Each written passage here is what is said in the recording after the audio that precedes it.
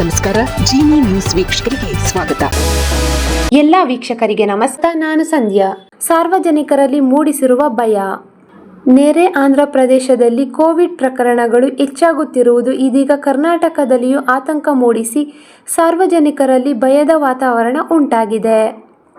ರಾಜ್ಯದಲ್ಲಿ ಈಗಾಗಲೇ 32ಕ್ಕೂ ಹೆಚ್ಚು ಜನರಿಗೆ ಕೊರೋನಾ ಪಾಸಿಟಿವ್ ಬಂದಿರುವುದು ಸಾರ್ವಜನಿಕರಲ್ಲಿ ಭಯ ಮೂಡಿಸಿದೆ.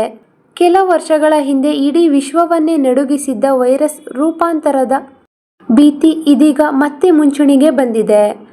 ಆಂಧ್ರ ಪ್ರದೇಶದ ಪರಿಸ್ಥಿತಿಗೆ ಸಂಬಂಧಿಸಿದಂತೆ ಹರಿದಾಡುತ್ತಿರುವ ವದಂತಿಗಳ ನಡುವೆಯೇ ಇತ್ತ ಕರ್ನಾಟಕದಲ್ಲಿಯೂ ಹೊಸ ಪಾಸಿಟಿವ್ ಪ್ರಕರಣಗಳು ಪತ್ತೆಯಾಗುತ್ತಿವೆ.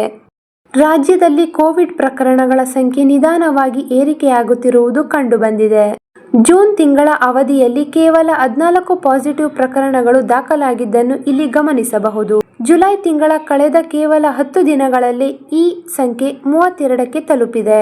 ಒಟ್ಟು 193 ಶಂಕಿತರನ್ನು ಕೋವಿಡ್ ಪರೀಕ್ಷೆಗೆ ಒಳಪಡಿಸಿದಾಗ ಈ 32 ಜನರಲ್ಲಿ ಸೋಂಕು ಇರುವುದು ದೃಢಪಟ್ಟಿರುವುದು ಕಂಡುಬಂದಿದೆ. ಆರೋಗ್ಯ ಇಲಾಖೆ ಆಯುಕ್ತ ಗುರುದತ್ ಹೆಗ್ಡೆ ಅವರು ಈ ಕುರಿತು ಮಾಹಿತಿ ನೀಡಿದ್ದು, ಆಂಧ್ರ ಪ್ರದೇಶದ ಕಡಪದಲ್ಲಿ ಸಂಭವಿಸಿರುವ ಸಾವುಗಳು ಸದ್ಯಕ್ಕೆ ಶಂಕಿತ ಪ್ರಕರಣಗಳಾಗಿದ್ದು, ಈ ಬಗ್ಗೆ ಅಲ್ಲಿನ ಸರ್ಕಾರದೊಂದಿಗೆ ಮಾಹಿತಿ ವಿನಿಮಯ ಮಾಡಿಕೊಳ್ಳಲಾಗುತ್ತಿದೆ ಎಂದು ತಿಳಿಸಿದ್ದಾರೆ. ಕರ್ನಾಟಕದಲ್ಲಿ ಸದ್ಯ ಪತ್ತೆಯಾಗಿರುವ ಪ್ರಕರಣಗಳು ಅಷ್ಟೊಂದು ಗಂಭೀರ ಸ್ವರೂಪದ್ದಲ್ಲ.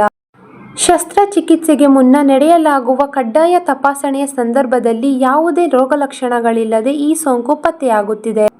ಆರೋಗ್ಯ ಇಲಾಖೆಯು ಪ್ರತಿದಿನದ ಪರಿಸ್ಥಿತಿಯನ್ನು ಸೂಕ್ಷ್ಮವಾಗಿ ಗಮನಿಸುತ್ತಿದ್ದು, ಸಾರ್ವಜನಿಕರು ಯಾರೂ ಅನಗತ್ಯವಾಗಿ ಆತಂಕ ಪಡುವ ಅಗತ್ಯವಿಲ್ಲ ಎಂದು ಅವರು ಭರವಸೆ ನೀಡಿರುವರು.